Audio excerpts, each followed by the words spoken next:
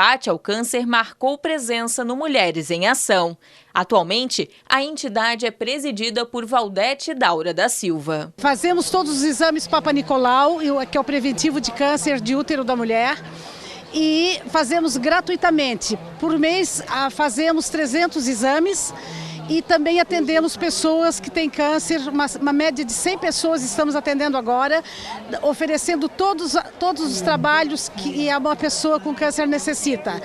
Oferecemos mastologista, psicóloga, reiki, yoga, massoterapia, fisioterapia, que é mais acupuntura, cantoterapia, terapia ocupacional, aquela constelação familiar. Tudo isso é oferecido pela Rede Feminina de Combate ao Câncer de graça e diariamente estamos lá de braços abertos para atender a população feminina. A professora Bruna Russi Dias participou de todo o evento e parabenizou a iniciativa e o diálogo sobre o tema. Muito interessante o evento em si, as palestras, o conteúdo abordado, tanto a defesa pessoal quanto a questão da dança das mães com os bebês. Eu achei muito bonito, muito bacana.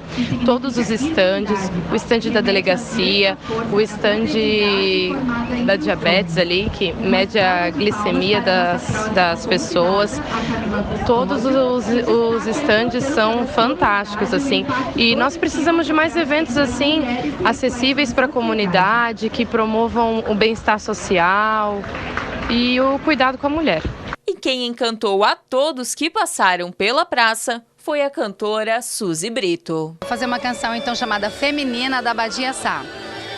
Mulher do mundo, mulher do mundo, mulher que mexe, remexe com a alma do mundo. Mexe o corpo, mexe a mente, mexe com toda a gente. Mães e filhas, musas e meninas, música feminina. Olha, ainda no programa de hoje, na série de entrevistas sobre as mulheres, nós vamos falar sobre empreendedorismo feminino com a presidente da Cibalc, a Associação Empresarial de Balneário Camboriú, a Maria Pissaia. Sintoniza BC. Entrevista. Agora são 11 horas e 13 minutos e na área de segurança pública o assunto são as negociações salariais dos policiais militares com o governo do estado. E para falar sobre o tema, conversamos neste momento com o presidente da APRASC por telefone, a Associação dos Praças da Polícia Militar aqui do estado, o João Carlos Pavlik. João, a gente começa essa entrevista, já te perguntando como está então essa negociação juntamente com o governo do estado. Bom dia. Bom dia a todos que nos ouvem. Principalmente os aprasquianos. A APRASC, ela não concorda com a forma como foi colocado um pacote que vai impactar os vencimentos, os salários dos nossos aprasquianos, que vai de soldado a subtenente, daqui para frente. Haja vista que é um pacote, e nesse pacote também tem perdas de direitos. Desde 79 há uma lei que o militar estadual, por não ter fundo de garantia, não ter periculosidade, não ter várias outras direitos que o civil tem, que quando se vai para a reserva, se ia recebendo com um grau acima. Ou seja, um soldado receberia um soldo ou um subsídio de um cabo de um sargento e assim por diante até sub. E esse direito é cortado agora. E o 17% que o governo está dando é a nível de, na média, 17%.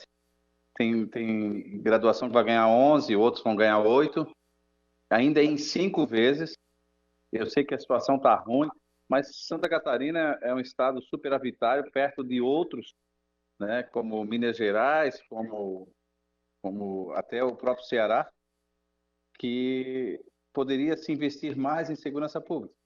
Não se vê isso aí. Então, como tem perdas de direito agora, e a nossa associação protege os direitos, e também a forma como o cidadão tem, vamos dizer, a melhor segurança pública do Brasil, que é o trabalho finalista, a gente não tem como concordar num pacote que vem perda de direitos. Então, se ele quer resolver a questão só da remuneração, tem que falar só em remuneração, não em perda de direitos. Estamos abalizados aí numa Assembleia Geral que deu 100% para a gente não aceitar essa proposta. Nós fizemos também uma enquete que deu 85%. Então, estamos balizados por isso. Somos uma das 14 associações, a única que não aceitou, porque justamente são os praças que vão perder esse direito. Os outros permanecem, por exemplo, o IGP sequer ganhava a incorporação do IRESA, vai passar a receber agora e vai levar para a aposentadoria. A Polícia Civil não levar a aposentadoria, vai garantir. Enfim, todos ganham, mas nós perdemos, nós temos uma perda também dentro dessa negociação. Perfeito, Pavlik. Agora, a prática ela tem um cálculo de quanto deveria ser esse reajuste ou essa reposição? Há quanto tempo vocês estão aguardando aí por essa reposição? Se falar só em termos de reposição, sem a questão da perda do direito acima, aquela que eu falei agora, de acordo com o Diese, né, com o NPC, estamos em torno de 40% de defasagem. E é importante salientar que não se trata de apenas 6 anos. Essa reposição que o governo quer pagar em 5 vezes, que é o 17,35, vai ser de 9 anos. Quase uma década e a gente ganha 17 em 5 vezes. Sendo que o salário líquido vai ser abalado, porque tem policiais que vão receber uma prestação o ano que vem outra, e essa aí ele passa da alíquota do imposto de renda, por exemplo, de 23 para 27 e tem um empate no que vai receber. Pois é, uma situação bem complicada, né, Pavlik? E agora falando um pouquinho também sobre o plano de cargos e salários. A categoria ela também pleiteia isso. Deverá sair este ano ou não? Isso aí está indexado também nessa questão toda, porque é um pacote, a gente também botou que queria essa questão do plano de cargos e salários, que também é travado, não há vagas. O senhor tem uma ideia, de acordo com a ONU, era para ter 26 mil PMs, não estou falando nem de bombeiro militar. Então, de acordo com o número de habitantes, a Santa Catarina dobrou. Éramos 3.200 na década de 80, passamos para 7.200.000, indo para 300 mil habitantes. E o efetivo está caindo. E onde é que se vê o problema da segurança pública? É aí nos municípios. O município, na soleira da porta dos senhores, que pagam seu imposto e querem ver ele traduzido em segurança pública. E segurança da melhor qualidade não acontece na prática. Perfeito. Agora, Pavlik, se chega a veicular alguma paralisação, algum movimento, embora, né, contrário aí ao que diz a Constituição Federal, mas a PRASC aventa essa possibilidade, ou pelo menos pensa nessa possibilidade ou não? A PRASC ela é republicana, legalista, ela age dentro das leis. O próprio sistema militar, né, não tem como se fazer greve, não tem como se fazer esses piquetes. A gente faz manifestações legais dentro do artigo 5º da Constituição, né, e a gente vai continuar agindo dentro da legalidade e abrindo esse diálogo ainda, que o governo fecha agora as portas hoje. A PRASC está aberta ainda, estamos lutando por um direito de quem leva a segurança pública nas costas, que são os praças, eles que sobem o morro, eles que morrem, é a população que mais se suicida, né, da classe. Por causa das mazelas. Não existe serviço, cada trabalho, né, de um policial, se ele erra, alguém morre. Por isso nós somos essenciais e sabemos disso. Nunca iremos atentar contra os nossos catarinenses, contra o direito de ir e vir, mas nós queremos o direito de manifestar como cidadão também, porque atrás da farda de cada policial e cada bombeiro militar, existe um pai de família, uma mãe de família, que ele tem que honrar os seus compromissos no final do mês. E a gente não pode morar em qualquer área. Nós enfrentamos aí PCC, PGC, somos nós que estamos na lista para ser abatidos, né? E é uma questão diferenciada do funcionalismo público comum. E nós temos que ter essa diferença. E estamos lutando justamente para não perder direitos. Agora, o que vir de positivo, a gente vai aceitar com bom grado. Se tirar essa questão do grau acima, nós aceitamos, fizemos uma outra assembleia para aceitar. O problema é que veio no pacote essa perda de direitos. Então, Pavlik, a gente agradece muito a sua participação conosco, falando um pouquinho então dessa questão, né, das tratativas aí com o governo do estado com relação à reposição salarial. A gente torce para que o melhor então aconteça para a categoria. A gente sabe que é um setor muito importante e estamos à disposição para outras informações. Muito obrigada e um bom dia. Um bom dia, eu que agradeço esse espaço e estaremos sempre à disposição para a imprensa que traduz o que é sentido dentro dos porões dos quartéis aí, que possam ser reverberados para todo cidadão. Queremos sempre o melhor para o catarinense e para a segurança pública do Estado. Muito obrigado. Sintoniza BC. Saúde.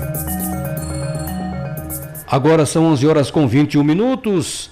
Secretaria de Saúde de Balneário Camboriú informa, através de nota oficial, que foi confirmado o primeiro óbito de febre amarela na cidade. O paciente é morador de Camboriú. O município foi notificado, o paciente começou a apresentar os sintomas da doença no dia 27 de fevereiro, procurou atendimento médico no dia 2 de março. O local provável de infecção ainda está em investigação pela Vigilância Epidemiológica local e o paciente não tinha registro de vacina no Sistema de Informações do Programa Nacional de Imunizações. Vale destacar que todos com mais de 9 meses devem ser imunizados. A vacina é de graça e está disponível nos postos de saúde de segunda a sexta-feira, das 8 às 17 horas. Repetindo, de segunda a sexta-feira, das 8 às 17 horas. É importante, né, que todos possam se vacinar. Segurança Pública.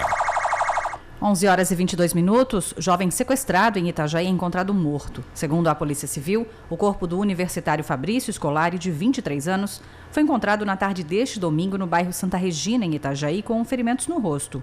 O jovem, que trabalhava numa agência bancária da cidade, estava desaparecido desde a madrugada de sábado, quando teria sido sequestrado na Praia Brava. Segundo o depoimento de um amigo, Fabrício foi levado no próprio carro por bandidos quando conversava com um grupo na areia da praia. Os criminosos sequestraram o jovem e abandonaram o veículo ainda no sábado. A Polícia Civil investiga o crime. Informação. Olha, foi lançado na manhã desta segunda-feira na sede do Sindicato da Indústria da Construção Civil o programa A Prova Fácil BC. Nós estivemos lá conferindo esse lançamento. Acompanhe agora. Nelson Lides, presidente do Sinduscom. Nelson, A Prova Fácil BC é um grande avanço tecnológico para Balneário Camboriú, por um dos setores mais importantes, se não mais importante da nossa economia. Elias, a gente que já acompanha há vários anos, né, os procedimentos que a modernidade nos trouxe, principalmente nessa área de informática, onde o computador, os projetos são muito mais fáceis e mais ágeis de se executar. O poder público, infelizmente, não acompanhou nos mesmos passos que a iniciativa privada fez. Agora, né, a gente vê com alegria que a Prefeitura, a partir desse mandato, está preocupada com isso. Nós aprovamos aquele projeto de A Prova Fácil, que nós discutimos enormemente com a Prefeitura. Nós temos aqui no Sinduscom, além dos empresários, temos também técnicos, projetistas, arquitetos, engenheiros, que se reúnem e procuram ajudar, dar as suas ideias.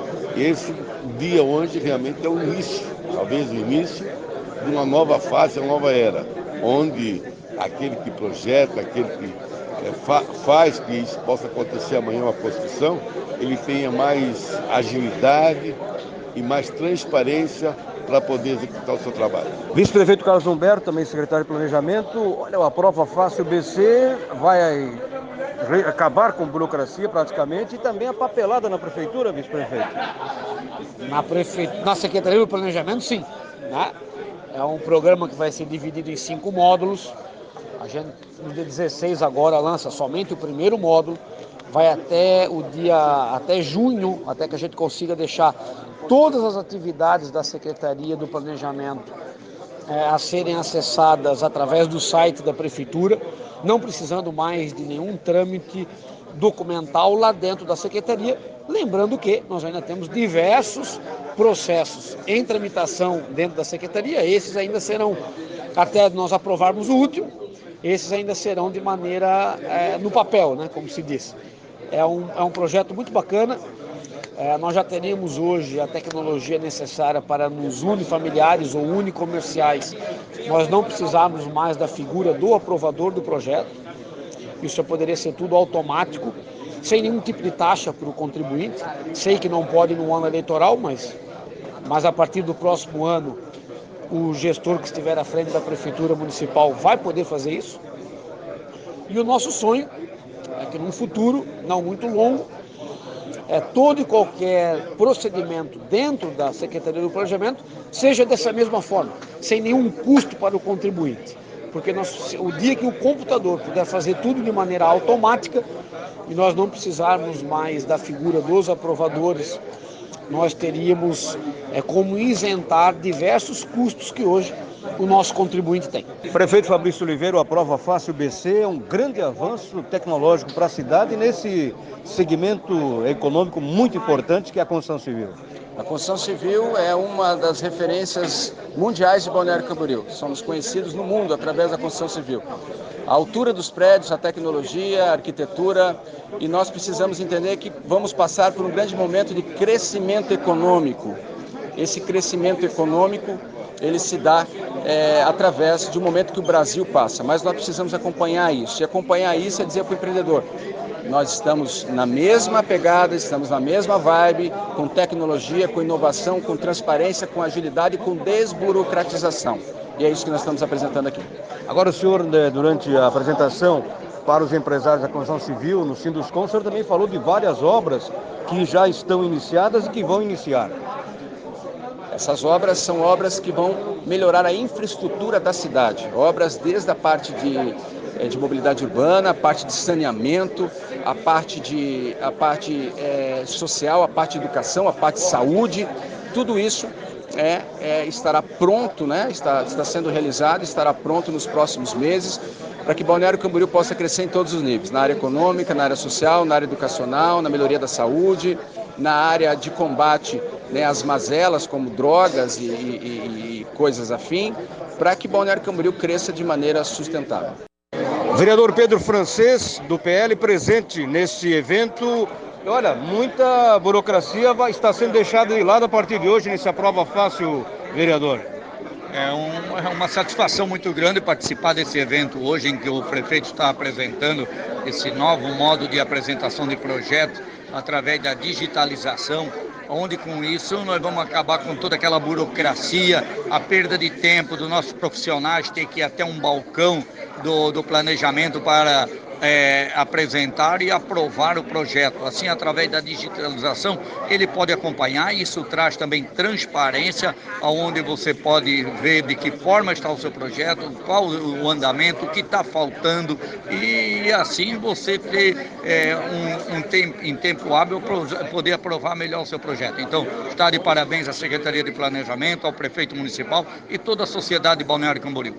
O vereador Gelson Rodrigues, do PSB, que é o líder também do prefeito na Câmara Municipal, marcou presença e representou o Legislativo nessa apresentação do projeto Aprova Fácil BC. É um grande avanço tecnológico para Balneário Camboriú, vereador. Bom dia, Elias. Realmente é um grande avanço e é uma honra, né, poder estar representando nesta manhã aqui no Sinduscom a nossa Câmara Legislativa de Balneário Camboriú. Neste importante passo que a Prefeitura de Balneário Camboriú, através da Secretaria de Planejamento, já de público, dar um grande abraço e os parabéns ao nosso secretário de Planejamento, Carlos Humberto, aonde demonstra mais uma vez o recado que o governo Fabrício Oliveira quer dar para a população, que é a transparência, a responsabilidade e o comprometimento, né, com as coisas. Por que eu digo transparência?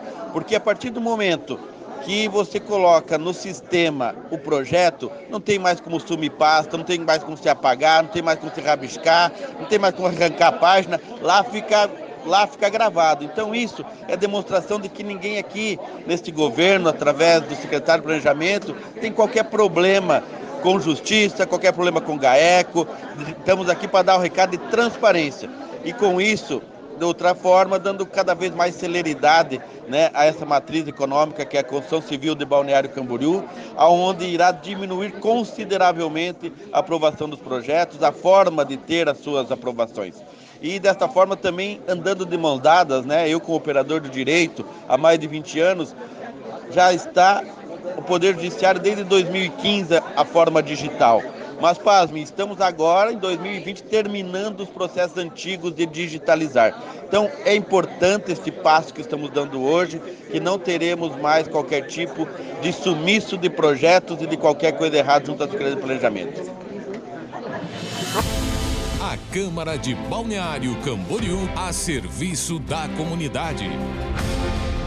Olha, você também pode interagir conosco aqui no Sintoniza BC através do nosso WhatsApp. É o 32637686, 32637686. Pode enviar dicas, né, sugestões de pauta e entrevistas por mensagem de texto ou áudio. E você também pode nos acompanhar, né, através do Facebook, também no YouTube, no Câmara BC. É muito fácil você acompanhar a nossa programação.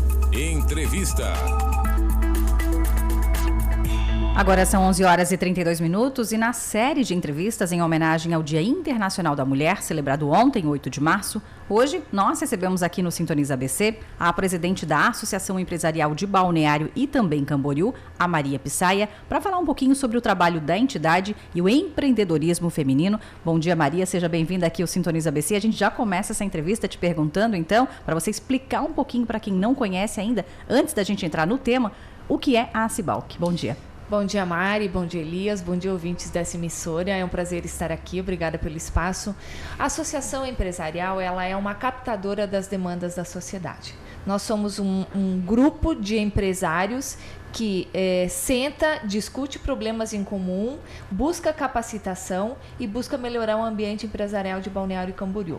Como ela funciona? Existem os associados, tá? E esses associados se reúnem em núcleos. Nós temos hoje 13 núcleos setoriais e multissetoriais dentro da Cibalc. O que é o núcleo setorial? Você imagina um núcleo de mecânicas, por exemplo, de oficinas. 12, 13, 15 pessoas discutindo problemas comuns. Na verdade, o seu concorrente, ele não é seu inimigo, ele é seu parceiro. Você consegue desenvolver ações conjuntas para um único segmento. Por exemplo, uma coleta seletiva de óleo. Ou seja, se for um único mecânico, ele vai ter que pagar por essa coleta. Se forem 12, 15 mecânicos, eles dividem esse valor e eles fazem um trabalho conjunto. Esse é um dos exemplos. Fora o núcleo de mecânicas, nós temos o núcleo de desenvolvimento sustentável, nós temos o núcleo da mulher empreendedora, que é um núcleo que eu vou dar ênfase daqui a pouquinho. Nós temos o núcleo jovem empreendedor, o de inovação, o de gastronomia, o de saúde, enfim. Temos uma variedade de segmentos lá dentro da Cibalc, onde as pessoas sentam, discutem os problemas do seu segmento e encontram uma solução em conjunto.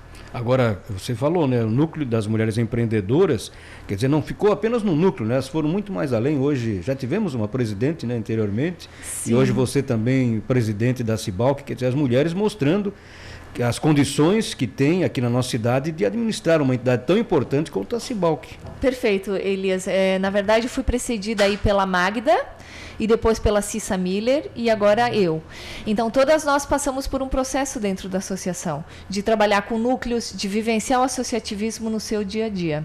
A Cibalc, ela é, acima de tudo, uma formadora de lideranças, porque lá dentro você convive com muitos empresários, você consegue fazer dentro da Cibalc um treinamento do seu dia a dia, ou seja, na Cibalc você até pode errar em alguns pontos, porque você tem um certo respaldo, na sua empresa você não tem.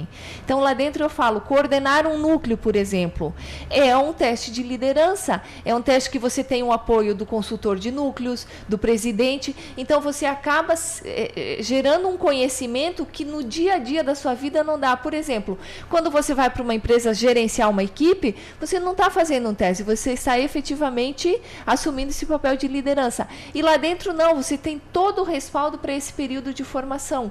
Então, a Cissa, a Magda passaram por coordenação de núcleos. Eu tenho uma grande trajetória de 10 anos na associação. Eu vim do Núcleo Jovem Empreendedor, lá de 2010. Fui coordenadora, fui presidente regional do CGESC pela federação. Coordenei 7 núcleos na Grande Florianópolis. Então, a gente tem uma vivência empreendedora e isso tudo forma lideranças, nos prepara para que a gente consiga empreender de uma maneira mais assertiva. Vamos falar então do empreendedorismo feminino, né? Já que você está citando aí o próprio exemplo, é um exemplo disso. Ele está evoluindo a cada ano, então? Não, eu percebo que sim. Há um movimento no Brasil de se falar e de se empreender. E esse empreendedorismo, ele não está só ligado ao ser masculino, como a gente sempre teve isso como tendência. As mulheres estão empreendendo cada dia mais, elas estão tendo ideias, elas estão se envolvendo em iniciativas aí de startups, de empresas de inovação, elas têm negócios de comércio, elas têm negócios de farmácias, então elas estão mais preparadas, eu diria, para enfrentar o mercado e para enfrentar o que vem junto com esse momento empreendedor. Dentro da Cibalc, por exemplo, nós temos um núcleo com 13, 14 mulheres empreendedoras.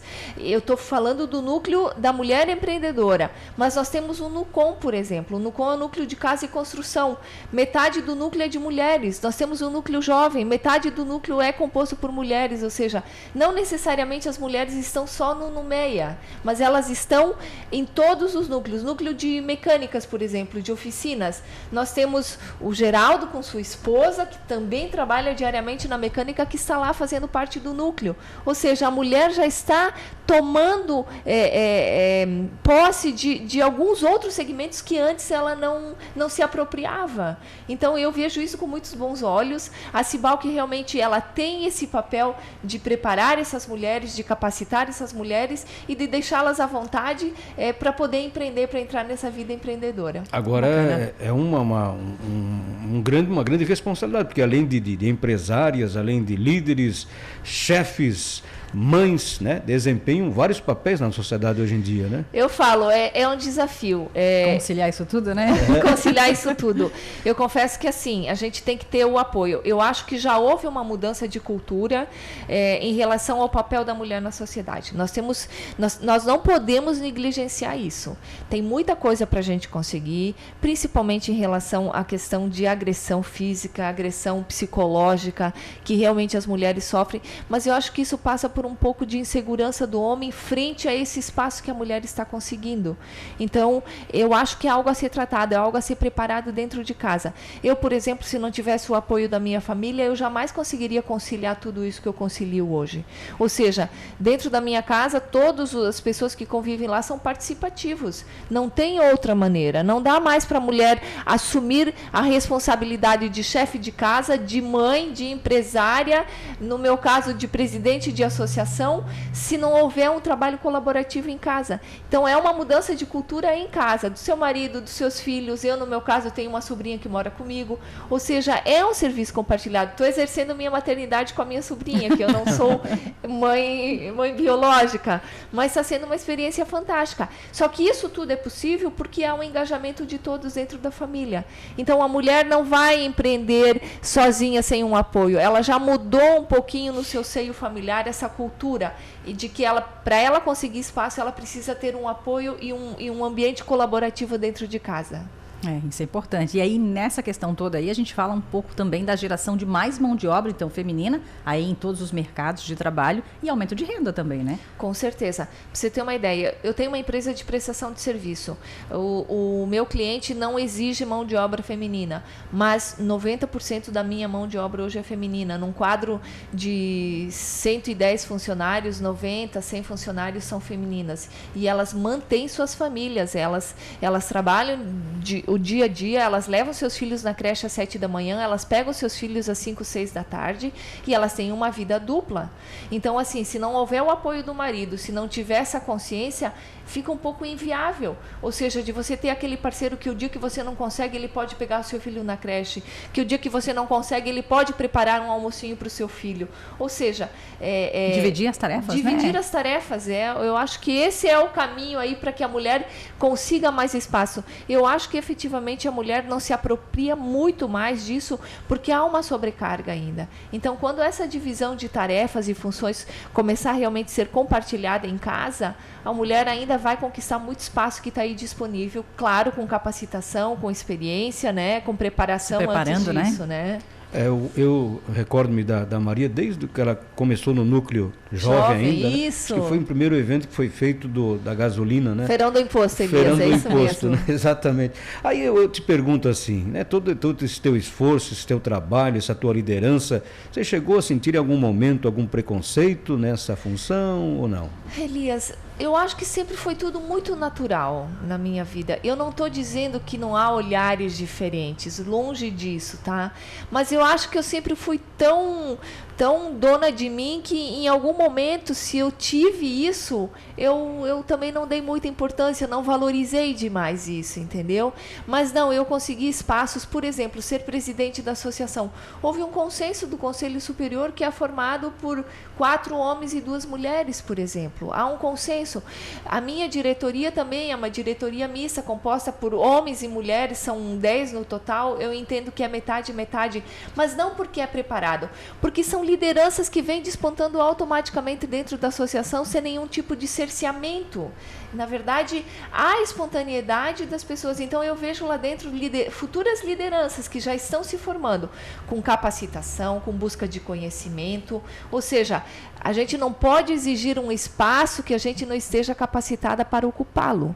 Isso é muito importante. Eu acho que isso vale para qualquer ser humano e vale para a mulher também.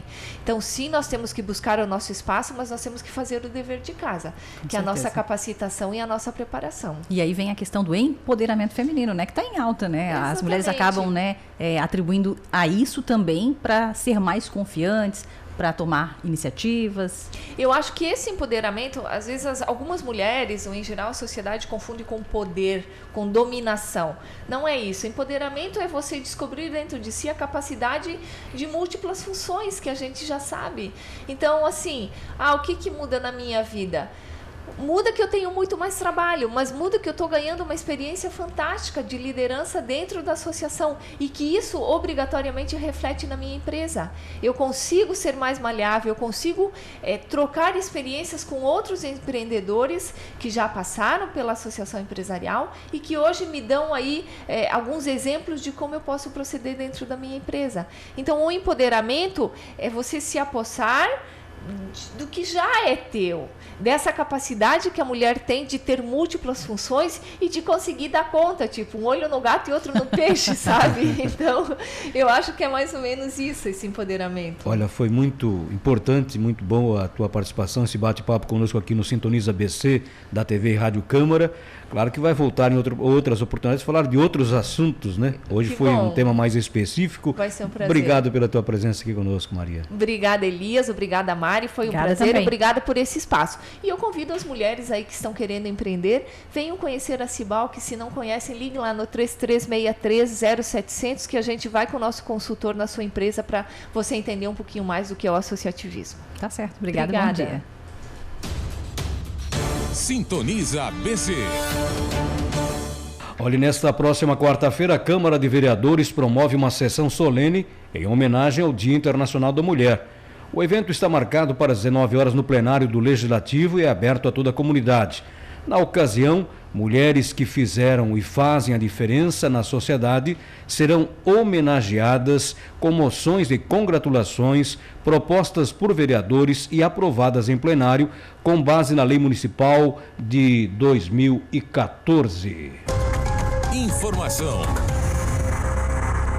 E nesta segunda-feira, o programa Memória ABC traz uma entrevista com a diretora do Complexo Turístico, Cristo Luz, a Rosane Preto. Acompanhe então um trecho do bate-papo na entrevista conduzida pelo radialista Adilson de Souza. Tudo bem, dona Rosane? Tudo bem. Muito obrigada pela oportunidade. Quando a gente fala de balneário, a gente fala da vida da gente, né? Porque tudo é experiência, a gente vai agregando isso. E Balneário nos recebeu muito bem, então eu vejo que a gratidão também é devolver a mesma com empreendimento, participando das entidades e com isso você se engajando e vendo onde que você pode fazer a diferença. Vamos contar um pouquinho dessa história então, né, que é a sua chegada, vinda de onde, por que, o que lhe atraiu na época de vir para Balneário Camboriú, com quem viestes? Nós viemos com a família, mas primeiramente veio meu pai, porque ele estava se recuperando de uma cirurgia, né? Até então ele era prefeito da nossa cidade e nesse sentido ele precisava ter uma tranquilidade para poder se recuperar. E com isso nós estávamos estudando, então ele veio antes e depois nós viemos. Sintoniza BC. Muito bem, olha, você pode também interagir conosco através do nosso WhatsApp comercial 32637686, 32637686, enviando dicas, sugestões de pautas e entrevistas por mensagem de texto ou áudio. E ainda você nos acompanha, né, pelo Facebook e também pelo YouTube no Câmara BC. Entrevista. Agora são 11h46 e hoje nós também iremos falar sobre o coronavírus e os impactos causados pela doença na área do turismo aqui em Balneário Camboriú e também na nossa região. E para isso recebemos aqui no Sintoniza ABC a doutora em Administração e Turismo pela Universidade do Vale do Itajaí, a Edna Diniz. Bom dia, Edna, seja bem-vinda ao programa. A gente já começa então essa entrevista falando um pouquinho, né, da sua atividade, né? Você que é doutora nessa área, né, de turismo, poderia dar uma avaliação, então, sobre essa epidemia no mundo, né, na questão turística, porque ela está afetando, né? Bom dia. Com certeza, bom dia a você, bom dia, Elias, bom dia aos ouvintes da rádio que estão na nossa audiência e também na TV Câmara. É um prazer estar aqui com vocês, conversando um pouco acerca da influência do coronavírus no turismo, que é uma coisa que, em primeiro momento, a gente não para pensar, que ele pode afetar a atividade turística e quais são as atividades de prevenção que os destinos devem ter. Só para que a gente possa ter uma noção do que aconteceu na China, para que os nossos ouvintes e teleouvintes estejam vendo agora, na China foi dia 31 de dezembro de 2019, por isso é Corona 19, que apareceu os primeiros casos. Dia 7 de janeiro, 7 dias depois, isso virada de ano, o primeiro caso apareceu, 7 dias depois já tinha um problema mais sério.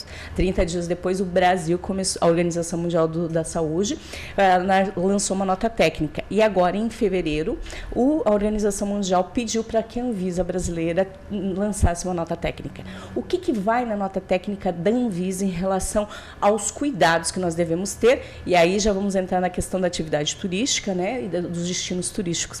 Eles pediram o seguinte, que todos os aeroportos, portos e rodovias e divisas, fronteiras, como nós temos aqui no caso do Brasil, também regiões fronteiriças, todas as regiões tenham um protocolo de espirro, um protocolo de feição. Para que o nosso teleouvinte tenha uma noção nesse momento, hoje nos aeroportos, os leitores faciais, eles não só identificam quem nós somos, mas nossa feição de rosto. O aeroporto de Guarulhos está assim e outros aeroportos internacionais para ver se a gente tem semblante de resfriado.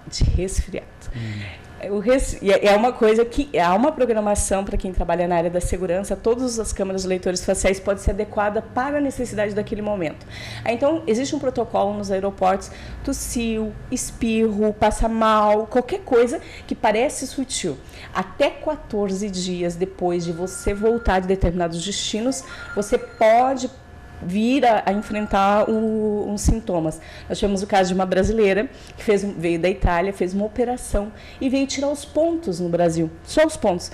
Quando eles resolveram fazer o exame para ver o que estava acontecendo, se tinha alguma coisa, e ela estava com coronavírus, sem nenhum dos sintomas. E aí, o que tem o turismo a ver com isso? O turismo vai perder 73 bilhões de dólares esse ano na atividade, por conta do coronavírus. Já é certo disso. De que forma que isso acontece na prática?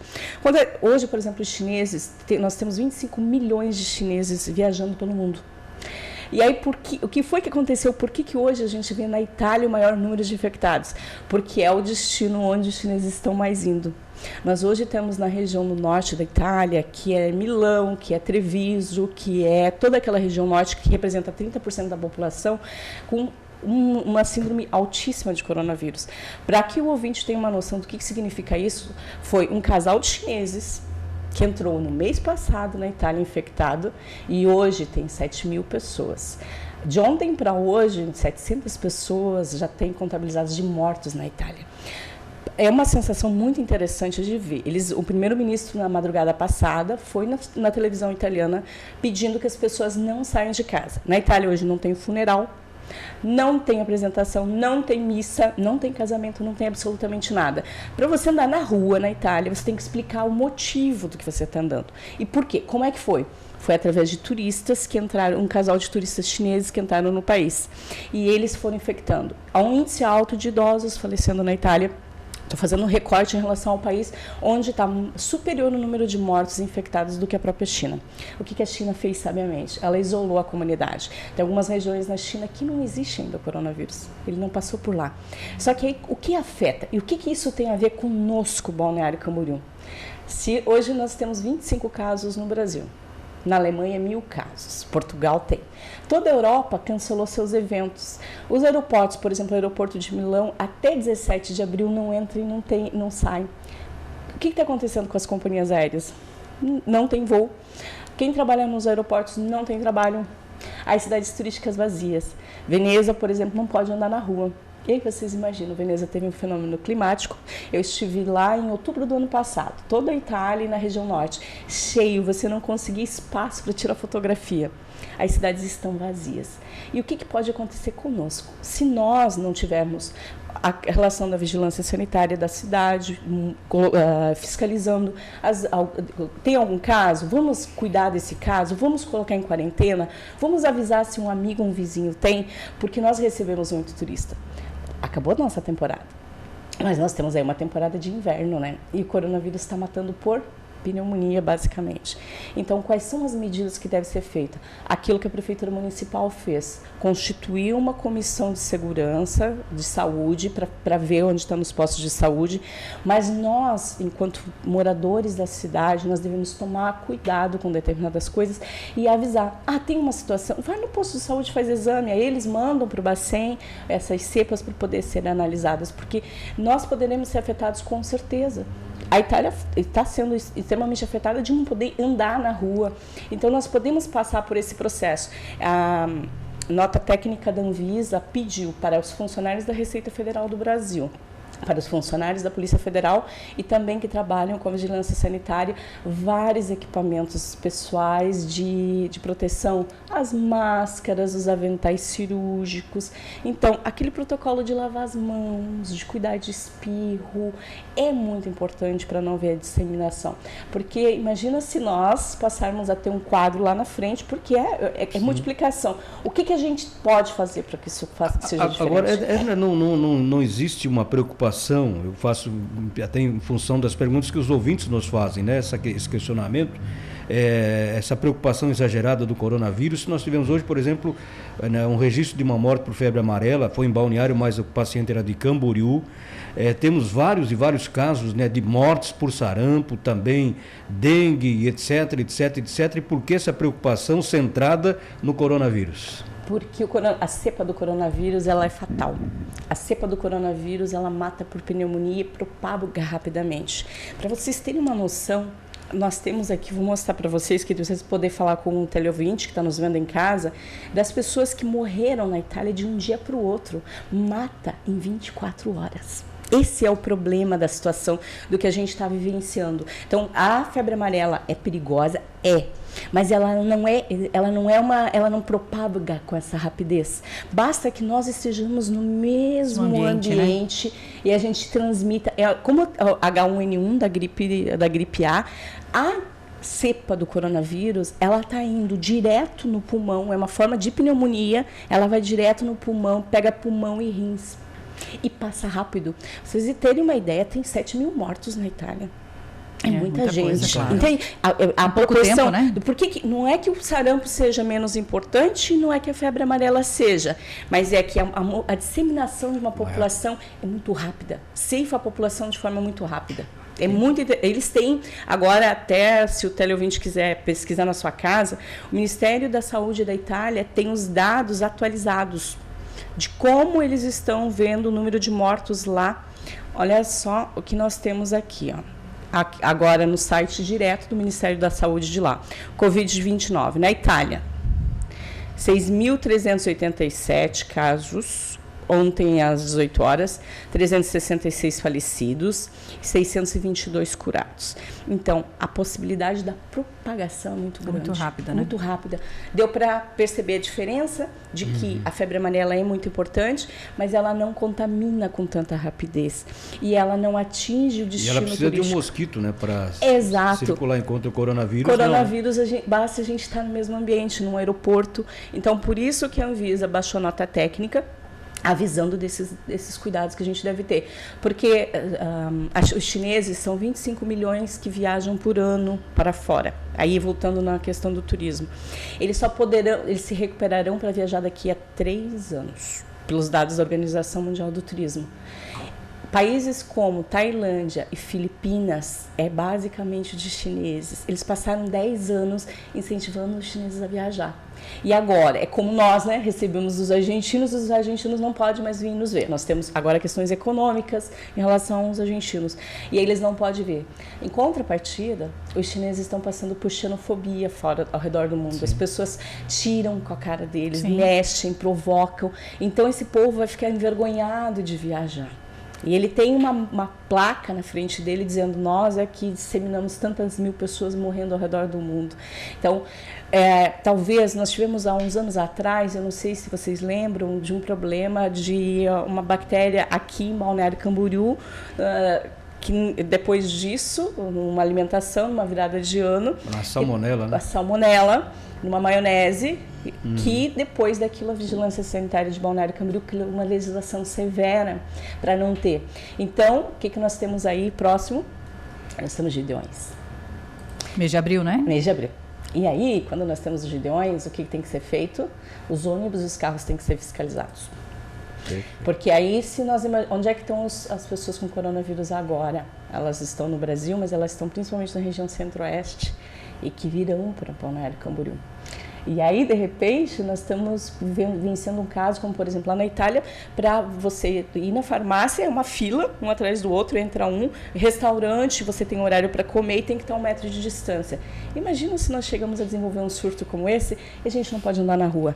Um destino que vive do turismo, o que a gente vai fazer? Nem pensar, né? Deu para entender a diferença, Elias? Com certeza. O que é o coronavírus? É uma cepa que mata muito rapidamente, rapidamente, por pneumonia. Todas as áreas têm que ser cuidadas. O sarampo tem que ter, a febre amarela tem que ter, mas a gente tem que cuidar. E aí vem o quê? Uma chamada para os órgãos de fiscalização sanitária. Nós teremos Gideões aí? Quantas pessoas estarão na rua? É um evento de Camboriú? Não, é um evento que entra em Balneário Camboriú e se hospeda. Então, nós temos que fechar nossas barreiras, as pessoas são bem-vindas, mas nós temos que cuidar. Então, basicamente, para quem eu sou doutora na área de turismo, estudo segurança, a segurança física é a mais importante, porque a gente não pode matar aquilo que de melhor a gente tem, que é o nosso patrimônio natural e cultural, mas a gente não pode fechar as cidades. Obrigado pelas informações, até tirando dúvidas, né, da nossa comunidade. É muito importante a gente estar atento para essa situação, né, que pode impactar, já está impactando na economia mundial, inclusive no turismo, como você citou, imagine para nós aqui, né? Então, olha, Edna Delis, muito obrigado pela tua participação conosco. Vamos ter que chamá-la mais vezes aqui para conversar, tá bom? Com certeza, se vocês quiserem, até posso depois passar os links dos sites da Organização Mundial, também da Itália. Na Alemanha hoje tem 1.000 pessoas infectadas.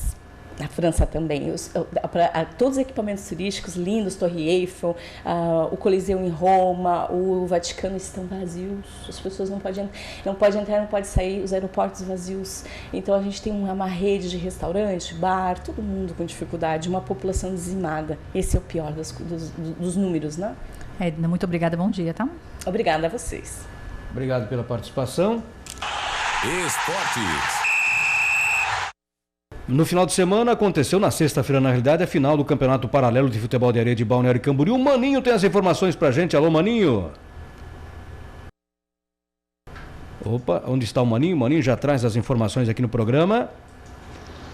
Bom dia, Elias, bom dia, Mari, do Sintoniza BC, Rádio Câmara de Balneário Camboriú.